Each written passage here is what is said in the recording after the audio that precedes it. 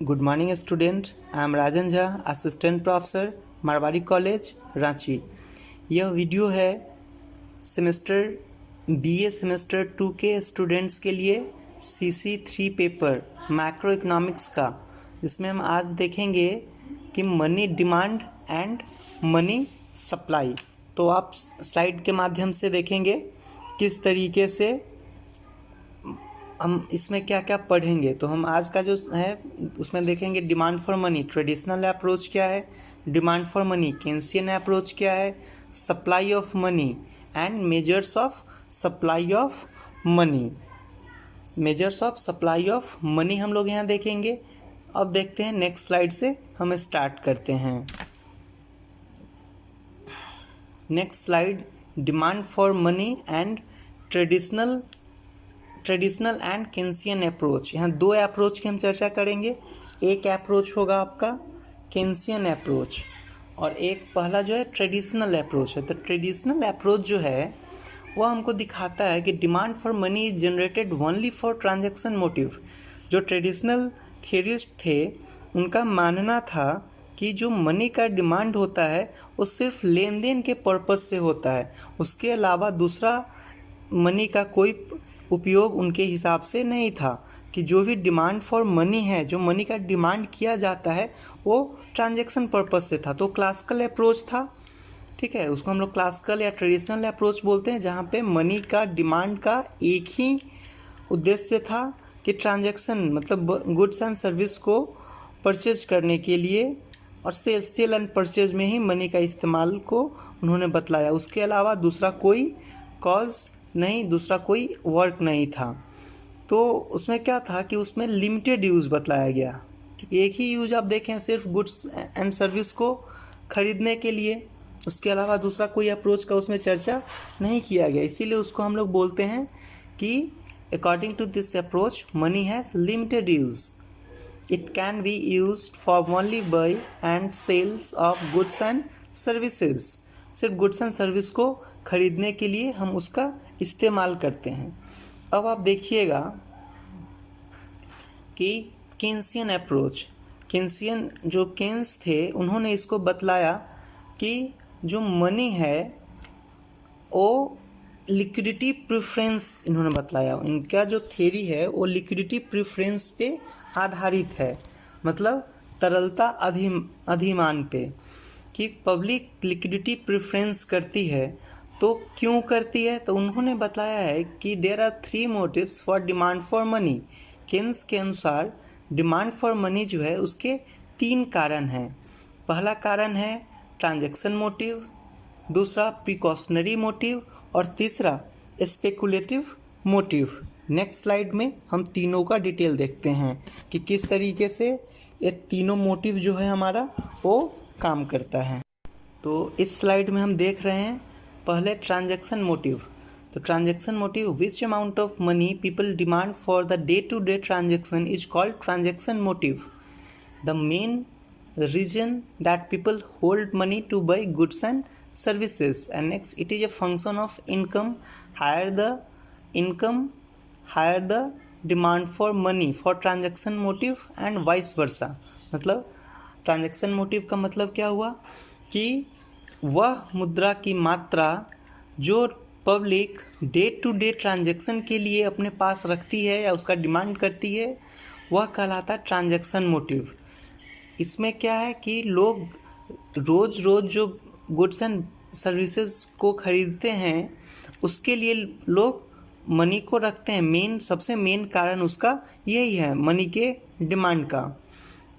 उसके बाद क्या है कि यह फंक्शन है, मतलब जो ट्रांजैक्शन मोटिव है वो फंक्शन है इनकम का। आपका इनकम जितना अधिक होगा उतना अधिक मुद्रा आप अपने पास रखेंगे डे टू डे ट्रांजैक्शन के लिए, और जितना आपके पास इनकम कम होगा उतना कम रखेंगे। ये बहुत क्लियर है। ये हम लोग आपस में भी देखते हैं कि जिसको जितना इनकम होगा वह अपने इनकम के अनुसार मनी को रखता है।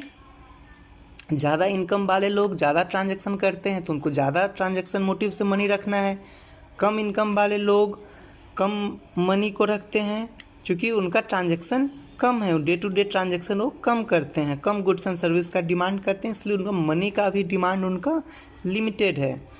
नेक्स्ट है प्रिकॉशनरी मोटिव।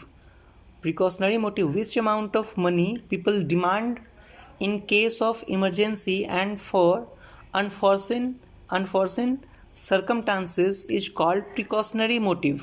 मतलब मुद्रा की वह मात्रा जो लोग किसी इमरजेंसी के लिए, किसी ऐसे घटना के लिए जो अचानक से हो जाने की संभावना हो, उसके लिए जो मनी का डिमांड करते हैं, उसके लिए जो लोग मनी रखते हैं, वह कहलाता है प्रिकॉशनरी मोटिव। मतलब जैसे मान लीजिए आप अपने घर परिवार में देखते होंगे, कुछ एक फंड होता है कि वो इमरजेंसी के लिए होता है कि मान लीजिए कोई अचानक से बीमार पड़ जाए, या अचानक से किसी का जॉब चला जाए, या उसको कोई ऐसा घटना घट जाए जिसके लिए तुरंत मनी का रिक्वायरमेंट है, तो उस पर्पस से जिस मनी को हम रखते हैं उसको हम लोग बोलते हैं प्रिकॉशनरी मोटिव। केन्स ने उसको बतलाया है प्रिकॉशनरी मोटिव। नेक्स्ट है उसी में point, it is also a function of income, that is the demand for precautionary motive depends on level of income. मतलब इनकम जितना अधिक होगा, प्रिकॉशनरी मोटिव से मनी आप उतना ज़्यादा रखिएगा, और जितना इनकम कम होगा तो प्रिकॉशनरी मोटिव से हम उतना कम मनी को रखेंगे अपने पास। लास्ट है स्पेकुलेटिव मोटिव। ये एक इम्पॉर्टेंट मेजर है केन्स के द्वारा दिया हुआ। इसमें होता है विच amount of money people demand for maximum gain and windfall profit is called speculative demand for money. मतलब वैसा मुद्रा, उस मुद्रा का वह मांग जो लोग इसलिए करते हैं कि उनको अचानक से कोई गेन दिख जाए, अचानक से कहीं उनको कुछ बेनिफिट होने की संभावना हो, और इस पर्पस से वह उस मनी को रखते हैं। जैसे मान लीजिए आप देखते होंगे कुछ लोग इसलिए मनी रखते हैं कि अचानक किसी को ज़रूरत पड़ गया, उसको हम दिए तो हाई रेट ऑफ इंटरेस्ट उससे चार्ज करेंगे, या कोई प्रॉफिट या कोई ऐसा असेट है जो जिसकी कीमत अधिक है और किसी कारणवश वह कम कीमत में उपलब्ध है, तो लिक्विड फॉर्म में मनी हम रखे रहते हैं इसीलिए ताकि तुरंत उसका इस्तेमाल करके हम ले सके, मतलब उसका हम लाभ उठा सके। अचानक से अगर किसी का रिक्वायरमेंट है, कोई प्रॉपर्टी इस तरीके का हो जो तुरंत बिकने वाला हो, जिसमें हमको ज़्यादा प्रॉफिट हो, विंडफॉल गेन हो सकता है, तो उस उद्देश्य से जो मनी हम रखते हैं वह कहलाता है स्पेकुलेटिव मनी। अब क्या है कि it is a function of rate of interest and level of income. Main है इसमें क्या कि रेट ऑफ इंटरेस्ट पे डिपेंड करता है कि अगर रेट ऑफ इंटरेस्ट ज़्यादा होगा तो स्पेकुलेटिव डिमांड फॉर मनी कम होगा, और रेट ऑफ इंटरेस्ट अगर कम होगा तो स्पेकुलेटिव डिमांड फॉर मनी वो ज़्यादा होगा, क्योंकि लोग को गेन चाहिए। अब मान के चलिए कि बैंक 10% रेट ऑफ इंटरेस्ट आपको दे रही है, तो आप कोशिश कीजिए कि हम बैंक में ज़्यादा पैसा रखें ताकि हमको उससे इंटरेस्ट मिल सके 10%, और तो आप क्या कीजिए ज़्यादा पैसा बैंक में रखने का कोशिश कीजिएगा ताकि आपको ज़्यादा से ज़्यादा उससे लाभ मिल सके। लेकिन अपोजिट सोचिए कि बैंक में रेट ऑफ इंटरेस्ट जो है वो मात्र 2% है, तो 2% है, तो ऐसे स्थिति में आप क्या कीजिएगा, अपने पास रखना ज़्यादा कोशिश कीजिएगा ताकि हम उससे ज़्यादा इंटरेस्ट जनरल मार्केट में उस पैसा को यूज़ करके अर्न कर सके। तो इस तरीके से आप देखेंगे कि यह जो है फंक्शन है rate of interest and level of income का, इसका it has inverse relation with interest rate. मतलब जो इंटरेस्ट है उसके साथ इसका अपोजिट रिलेशन है। अपोजिट रिलेशन का मतलब कि इंटरेस्ट अगर ज़्यादा हुआ तो स्पेकुलेटिव डिमांड फॉर मनी कम होगा, और इंटरेस्ट अगर कम हुआ तो स्पेकुलेटिव डिमांड फॉर मनी अधिक होगा। तो इस तरीके से आप देखे हैं मनी के डिमांड का केन्सियन अप्रोच, जिसमें 3 मोटिव था, तीनों मोटिव को हमने देखा है।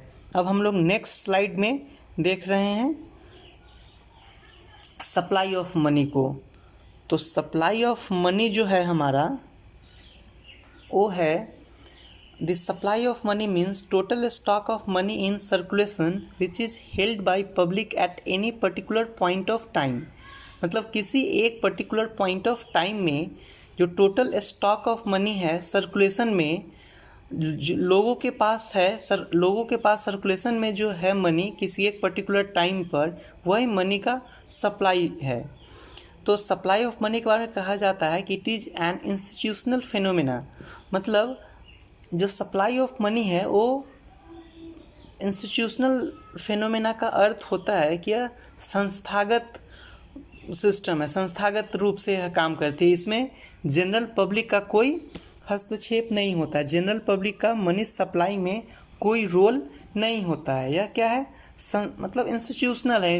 अब इंस्टीट्यूशनल में क्या है, it is controlled by central bank and government. मतलब इसको उस देश की केंद्रीय बैंक और वहाँ की सरकार नियंत्रित करती है। General public has no influence over supply of money. जो जनरल पब्लिक है उसका सप्लाई ऑफ मनी पे कोई कंट्रोल नहीं है। अब अगर भारत की बात कीजिए तो भारत में जो सप्लाई ऑफ मनी है वो किस पे डिपेंड करता है आपका, वो डिपेंड करता है आरबीआई पे। आरबीआई आपके देश में कितना मनी सप्लाई में रहेगा, कब मनी के सप्लाई को कम करना है, कब मनी के सप्लाई को बढ़ाना है, यह आरबीआई तय करती है। और जो सेंट्रल गवर्नमेंट है वह इस चीज़ को तय करती है, लेकिन मेन रोल इसमें किसका होता है, आरबीआई का। और केन्स का भी ये मानना था कि it is assume that in short run it remains fixed. मतलब शॉर्ट रन में जो सप्लाई ऑफ मनी है वो फिक्स रहता है, मतलब कांस्टेंट रहता है, वो बहुत ज़्यादा चेंज नहीं करता है।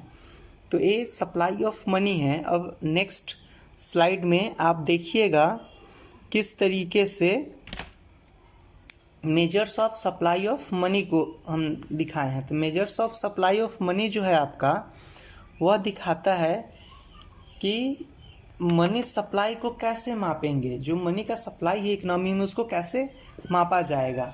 तो इसके लिए एक चलता है 4 measures of money supply. Money supply के 4 मेजर्स हैं, M1, M2, M3, M4। हम एक एक करके चारों को देखेंगे। उससे पहले हम आपको बता दें कि जो लिक्विडिटी है मनी का, लिक्विडिटी का मतलब आप समझते हैं तरलता। मनी का तरलता का मतलब जो जितना आसानी से जिसका आप इस्तेमाल कर सके। तो सबसे आसानी से आप क्या इस्तेमाल कर सकते हैं, कैश को।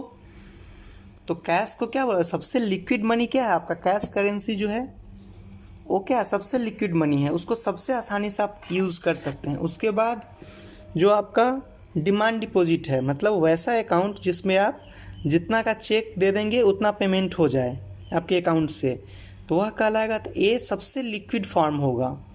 उसके बाद M1 सबसे लिक्विड मनी कहलाता है और M4 जो है आपका सबसे कम लिक्विडिटी है। तो हम एक एक करके देखते हैं M1 क्या है। तो M1 है, it is the amount of currency and coins with public demand deposit with banks and other deposits with RBI. मतलब M1 के 3 कंपोनेंट हैं।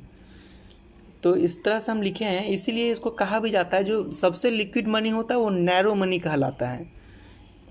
तो अब देखिए M1 का कंपोनेंट क्या होगा, M1 equal to C plus DD plus OD। मतलब C का मतलब currency and coins in circulation, DD का मतलब डिमांड डिपॉजिट इन बैंक, मतलब वैसा डिमांड डिपॉजिट, वैसा अमाउंट जिसको आप चेकेबल हो, जब आप चेक के माध्यम से उसका यूज़ करना चाहें आप कर सकते हैं। OD मतलब अदर डिपॉजिट्स विथ आरबीआई। अब आरबीआई के पास जो दूसरे तरह का डिपॉजिट्स हैं वो तो तीनों कंपोनेंट किस में है, M1 में। नेक्स्ट है M2। तो M2 कैसे बना, M1 का जो कंपोनेंट है सो और plus saving deposit with post office saving banks. मतलब पोस्ट ऑफिस का जो सेविंग बैंक्स का जो डिपॉजिट है उसको अगर M1 में जोड़ दीजिएगा तो यह हो जाएगा M2। नेक्स्ट है M3। अब M3 जो है ये यूनिवर्सली सबसे इम्पॉर्टेंट इसको माना जाता है। It plays very important role in economy. Main जो मनी का सप्लाई है बहुत सारी इकोनॉमी में आप देखिएगा M3 के हिसाब से मापा जाता है। तो M3 जो है वो ब्रॉड मनी कहलाता है। इसको हम लोग ब्रॉड मनी कहते हैं क्योंकि मनी सप्लाई का मेन मेजर है।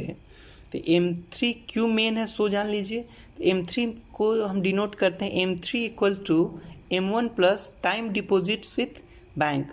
अब जो मनी का सप्लाई है उसमें एक बड़ा M1 का तो कंपोनेंट आप सब देख रहे हैं कि M1 में क्या क्या कंपोनेंट है। अब M1 plus time deposit with bank, ये बहुत बड़ा अमाउंट है। किसी भी इकनॉमी में जो टाइम डिपॉजिट होता है वो बहुत बड़ा हिस्सा होता है और यही एक तरह से बेस मनी का भी काम करता है। तो जो टाइम डिपॉजिट है, टाइम डिपॉजिट वैसा डिपॉजिट जिसको आप चेक के माध्यम से नहीं यूज़ कर सकते हैं।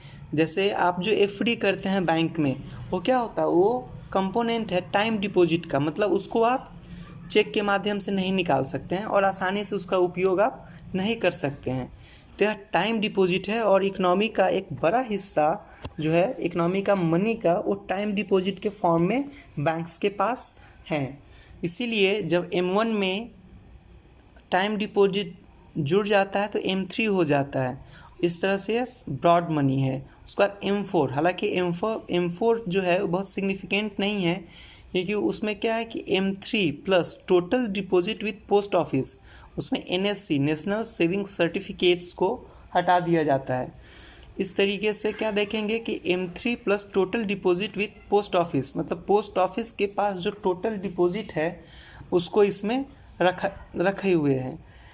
लेकिन M4 जो है वो बहुत प्रचलन में नहीं है, क्योंकि जो पोस्ट ऑफिस डिपॉजिट है वो बहुत सिग्निफिकेंट नहीं है, इनसिग्निफिकेंट अमाउंट में पोस्ट ऑफिस डिपॉजिट होता है, इसीलिए M3 को ही ब्रॉड मनी माना जाता है। अब लिक्विडिटी के हिसाब से देखिए तो सबसे लिक्विड क्या होगा, M1, उससे कम लिक्विड M2, उससे भी कम लिक्विड M3 और सबसे कम लिस्ट लिक्विड मनी जो होगा वो होगा आपका M4। इस तरीके से आप देखें हैं कि किस तरीके से मनी को मेजर किया जाता है, मनी मेजर का क्या रूल है, किस तरीके से मनी को मेजर करेंगे, उसके क्या क्या कंपोनेंट्स हैं। इस तरीके से ये जो आपका टॉपिक था वो कंप्लीट हुआ। Thank you.